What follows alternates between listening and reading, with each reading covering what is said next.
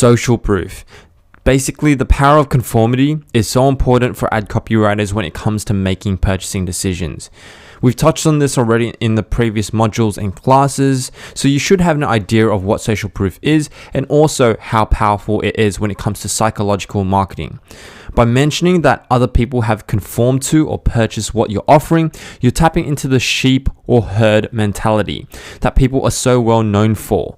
That's why Shopify applications such as SalesPop and other website applications that display recent website purchases do actually work so well.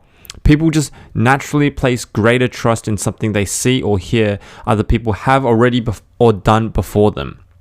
Before we get into ad copy techniques, let's discuss real life examples of social proof that happens all around us so you can better understand how it exactly works psychologically. How many times have you driven by McDonald's, for example, and known they've served a lot of burgers? Over 5 billion burgers to be specific, and that's an actual statistic in fact.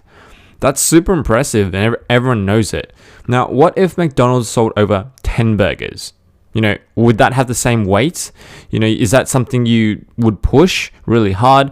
No. That's definitely not, it does not have the same impact as having sold 5 billion burgers. That's a classic example of social proof, but does that mean you can just, throw out a random number and say you've sold 6 billion scarves? Definitely not. People will be super skeptical of your brand, so the first part of social proofing your ad copy is to be honest and believable. If you're not convinced, well, once again, I do have the industry statistics to back it up. On average, Facebook ads with user-generated content or social proofing had 300% higher click-through rate, 50% lower cost per click, and 50% lower cost per acquisition. So that's basically half price clicks and half price sales.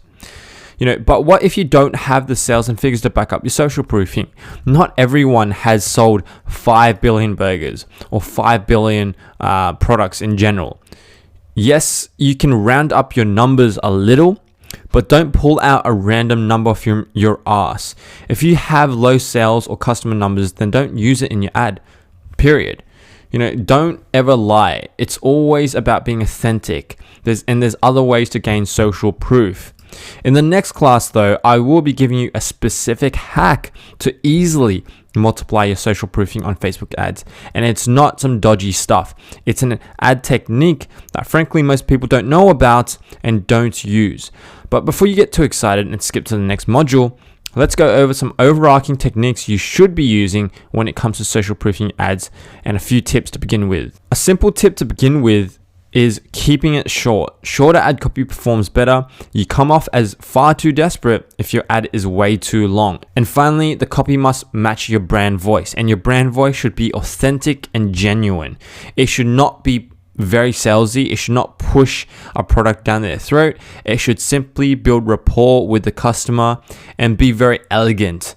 Okay, the review is where you let the customer speak for itself. You shouldn't be speaking for the product on their behalf, so to speak. So in the next class, let's get into the super effective and easy social proofing hack.